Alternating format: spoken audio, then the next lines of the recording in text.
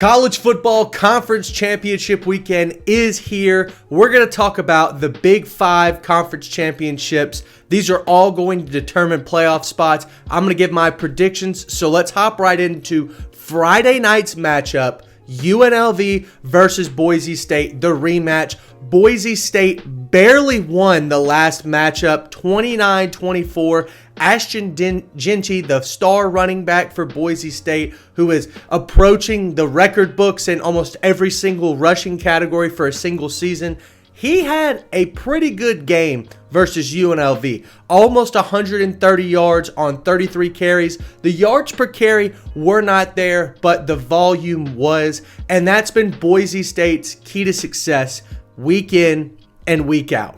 Now, the matchup to be watching tonight will be Hajj-Malik Williams and Ricky White III, the wide receiver for UNLV. This guy is extremely explosive. Already got 1,000 receiving yards, 11 touchdowns on the season. I think he's going to be an NFL-style prospect. When it comes to route running, I don't see many receivers run it better than Ricky White III. I think that connection and that connection alone is going to be the difference maker in whether or not UNLV wins or loses this game. Now, like I said, this matchup in the regular season at UNLV was very close. UNLV was in the game late. I thought they had a chance to win, but Boise State prevails as they have this entire season. If we go back and look at a bunch of Boise State games, it's one-score game after one-score game. In my opinion, it's really, really hard to beat a team 2 times in a row. Now, of course, this game is in Boise, Idaho for the conference championship game. I think the group of 5 does it right and takes the outright winner and makes them the host of the conference championship game. But regardless, it's at Boise State. This is a much tougher game than people think, but it's going to be freezing cold.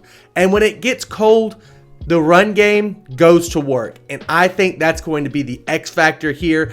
Whether or not UNLV commits to just all out stopping the run is yet to be seen. I guess we will see whether or not they could stop Jeanty. Personally, I think UNLV has a much higher chance of pulling off a quote-unquote upset than people like to give them credit for, but Vegas gives them all the credit that I think they deserve. Boise State is only a 4-point favorite. UNLV, though, is going to fall a little bit short. I think that they get within that 4 points and lose 31-28. Ashton Jeanty is just that unstoppable. I would not be surprised, though, if UNLV and Ricky White were able to pull off this upset. So I'm going to leave it at that. I think Boise State will take this playoff spot and maybe get the 3 seed, depending on how the ACC championship goes, which would be absolutely insane for Boise State, whose best win now is UNLV twice, would get the number 3 seed and a bye week. Blows my mind every time I think about it. But let's move on. Let's talk about the Big 12 championship game. Iowa State, Arizona State in Arlington, Texas, AT&T Stadium. They're going to Jerry's World. This is a great spot for both teams to be in. Arizona State was not expected to be here at all. A lot of people had them going 2-10, 3-9. Same here. I had them going 3-9. I did not think this was going to be a good Arizona State team. But man, they have proved me wrong each and every time. Cam Scatabo is an absolute unit at running back for Arizona State. And I am a big believer that the momentum that they have right now can carry into conference championship week. However, I want to talk about this Iowa State team. Rocco Becht has done wonders for this Iowa State offense. They have looked amazing at some points, and they've looked downright awful at some points. I think that Iowa State has the advantage here over Arizona State. I know that Arizona State is 2-point favorites, but Iowa State seems to have NFL-style caliber players in the wide receiver group and in the secondary. And when it comes to a conference championship, best on best, ones-on-ones, I want to go with the team with more talent. That says a lot about me, I guess, but I'm going to go with Iowa State here. I think that Rocco Beck and Jaden Higgins and Jalen Noel have a great chance to get going on all aspects. I'm a firm believer this Iowa State team is going to give the ball to their playmakers and expect them to make big plays. And that's what I'm expecting. So that being said, let's look out for an absolute shootout. The great thing about this game is it's in a dome. I love snow games and cold games and rainy games and mud games and all this other stuff. But when it comes to a conference championship, the weather, like the aspects of the game, should not be impacted by external factors. That's why I like conference championships in a dome, because it's just a football team versus a football team. It's not a ground and pound team with the advantage of the rain or the snow versus an air raid offense. Both of these teams have no advantages when it comes to the weather, and I like that a lot. And I also like that this is in Jerry's World. I mean, it's halfway from Arizona State, halfway from Iowa State. Truly neutral site field. I don't know who's going to have more fans there. Probably Arizona State, just because they have such a large alumni base. But I'm going to rock with Iowa State here. I think that they get the win. We'll see. Arizona State has proved me wrong time and time again. Let's see if they could do it again. Next up, let's talk about Georgia versus Texas, the SEC championship game. We've seen this matchup before, and Georgia laid the wood. Absolutely rocked Texas at Texas. What an absolute performance from the Bulldogs. Look at the rest of the season, though. They have not performed up to standards, especially the defense. A lot of people want to talk about Carson Beck and his 12 interceptions. I want to talk about how the defense has let up 40 points to Alabama, 40-plus points to Georgia Tech, 30 points, I believe, to Mississippi State.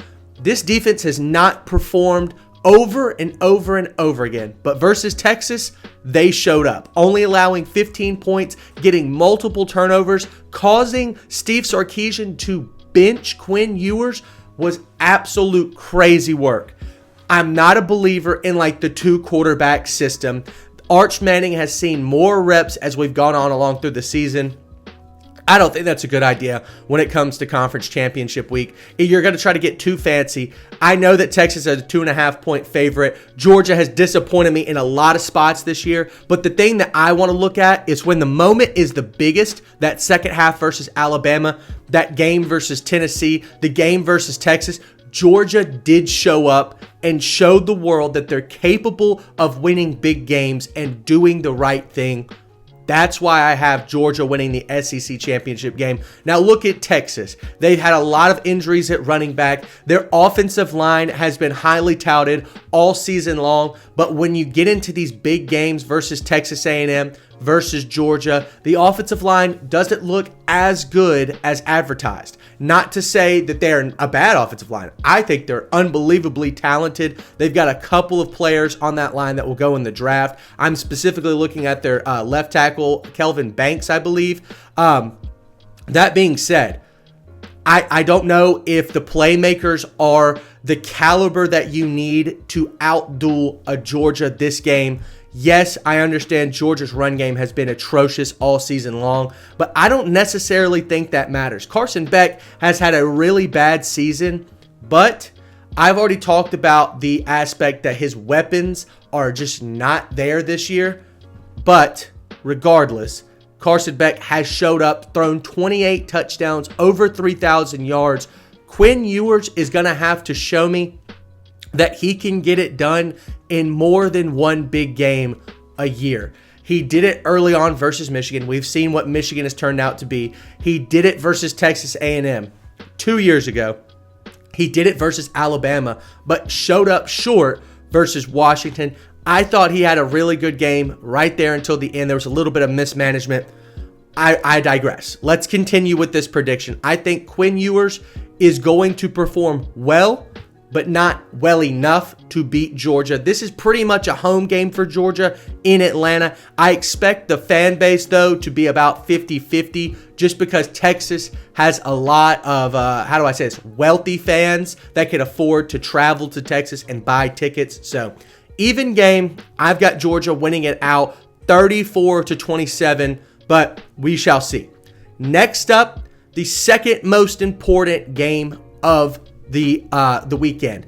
Penn State, Oregon.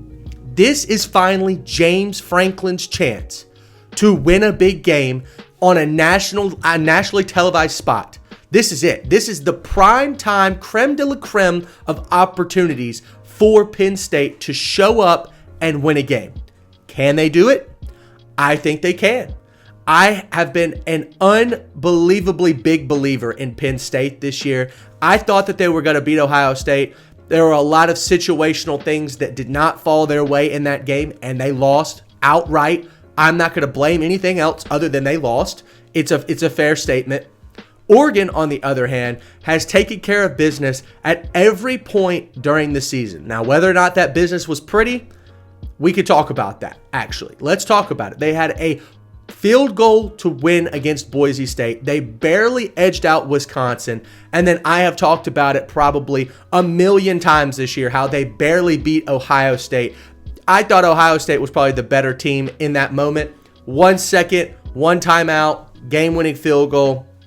Anyways, let's continue. This Oregon team has continuously won very close. And when you face up against an extremely talented team like Penn State on the road, well, not necessarily on the road, but in a neutral site, I don't know if your offense shows up the same way that it has when you're at home, all the way out in Oregon.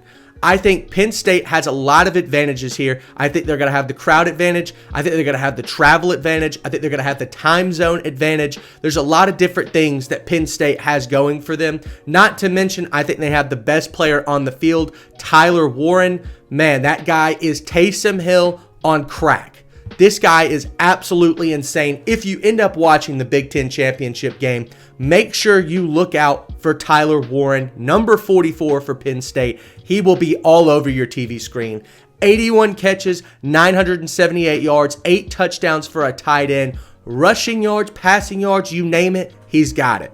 This is going to be the X factor for this game, and this is going to be the guy who takes it home for Penn State. I have Penn State not only winning this game, but winning it by 10 points. I have them winning 30-20. We shall see. That is a very bold prediction, but I have to finally believe in James Franklin. He can get it done. I think that the top 25 record, obviously, it's atrocious, but this is the moment that Penn State turns it around. Let's continue on now to the ACC Championship. Here we go. This is the most important game of the weekend for a lot of people, for SMU fans, for Clemson fans, and for Alabama fans. It's really the only championship level game that you have 3 fan bases fully invested. So first up, SMU has had a phenomenal entry to the ACC. Kevin Jennings took over the starting spot 3 games into the season, and he has performed unbelievably well. SMU has just beaten their competition over and over and over again. When I think about this Mustangs team, I think about that win versus Louisville.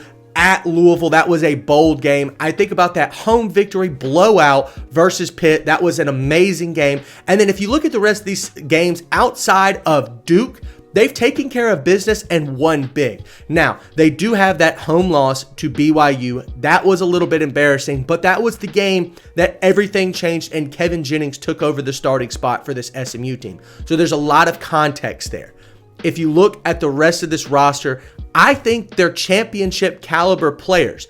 And then when you look at Clemson, I had Clemson in my top 10 multiple times this season. I said a lot of people were sleeping on them. That Georgia game, it wasn't a fluke. Georgia won the game, but they were tied with Georgia in the third quarter, or they were only down by 3 in the third quarter. Okay. And then the game just got ugly. But since then, they had a horrible loss at home to Louisville, and most recently, another home loss to South Carolina. Now, South Carolina is a team that's on fire right now, and I can justify that loss. I cannot justify the loss to Louisville. I cannot justify the barely victory versus Pitt, the barely victory versus Virginia Tech.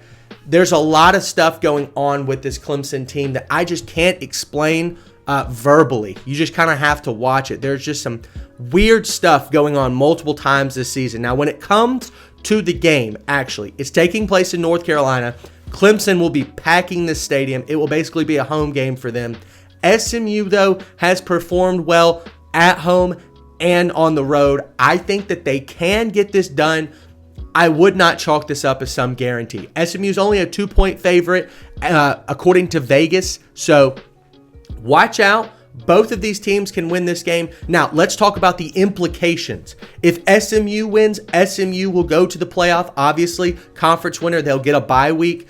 Alabama will take over that number 11 spot and also go to the playoff.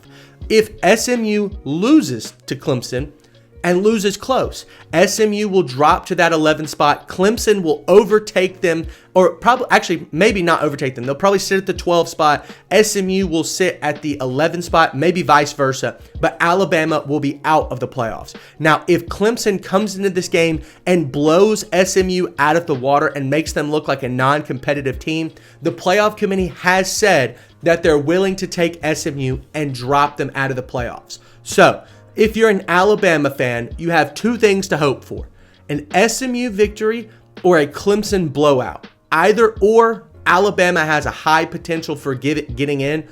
I guess that's what you have to root for. In my personal opinion, I think rooting for SMU would be more beneficial, just because this playoff committee has shown us time and time again that they're not necessarily willing to take out a team that's deserving of a college football playoff spot. And SMU has done almost everything possible to get into that position.